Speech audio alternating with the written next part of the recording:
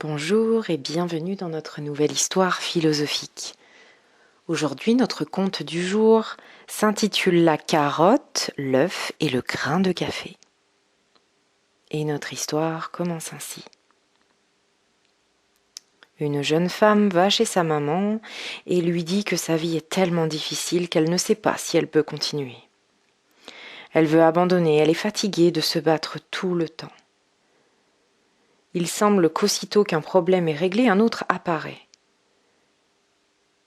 Sa mère, songeuse, l'amène alors dans la cuisine. Elle remplit 3 chaudrons d'eau et les place chacun sur la cuisinière à feu élevé. Bientôt, l'eau commence alors à bouillir.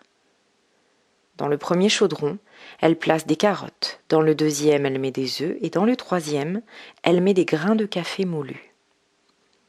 Elle les laisse bouillir sur le feu sans dire un mot. Après 20 minutes, elle retourne à la cuisinière. Elle sort les carottes et les place dans un bol. Elle sort les œufs et les place dans un bol. Puis elle verse le café dans une carafe.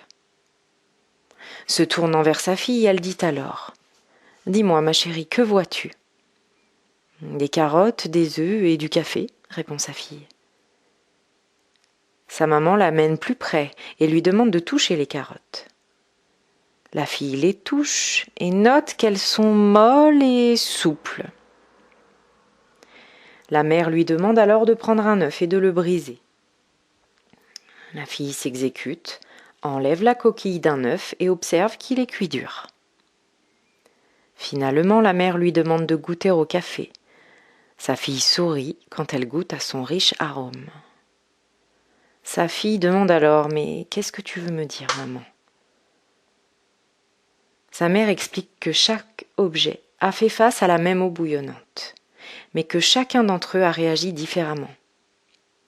La carotte, elle, y est entrée forte, dure et solide. Mais après être passée dans l'eau bouillante, elle a ramolli et est devenue fragile. L'œuf était fragile, mais après être passé dans l'eau bouillante, son intérieur est devenu dur, s'est solidifié.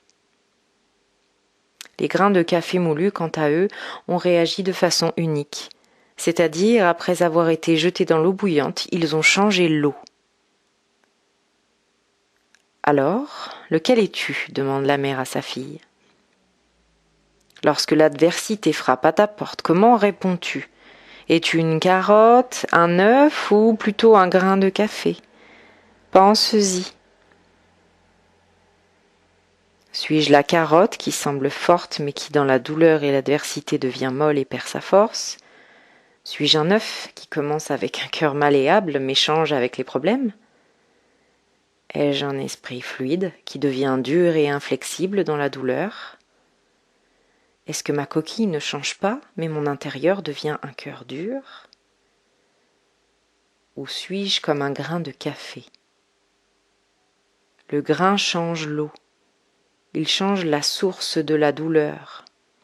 Lorsque l'eau devient chaude, il relâche sa fragrance et sa saveur.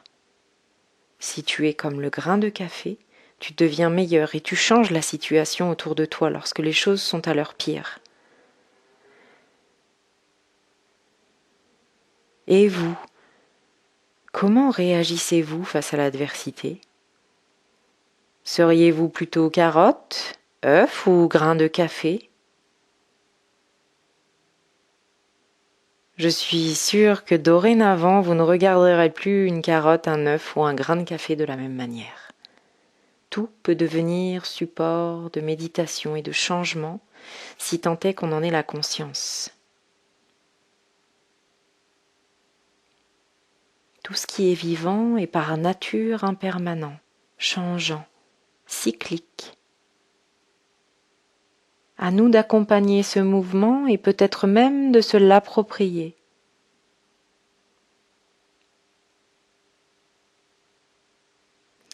Je vous laisse à votre propre réflexion. N'hésitez pas à me laisser un commentaire pour m'expliquer et nous partager ce qui résonne en vous à cet instant. À quoi cela fait écho dans votre vie, peut-être passée, présente ou future ? Une situation, une expérience. Je vous remercie pour votre écoute N'hésitez pas à partager ce conte s'il vous a plu, à en faire profiter d'autres êtres qui pourraient en avoir besoin. Vous abonner à la chaîne Maya Méditation afin de la faire toujours plus croître. Et si le cœur vous en dit, à participer à la cagnotte participative dont vous trouverez le lien en barre d'infos pour m'aider à faire vivre la chaîne et à y consacrer du temps. D'ores et déjà, merci beaucoup pour votre écoute, votre temps et vos participations actives et récurrentes. Je vous souhaite une belle journée et à très bientôt. Namasté.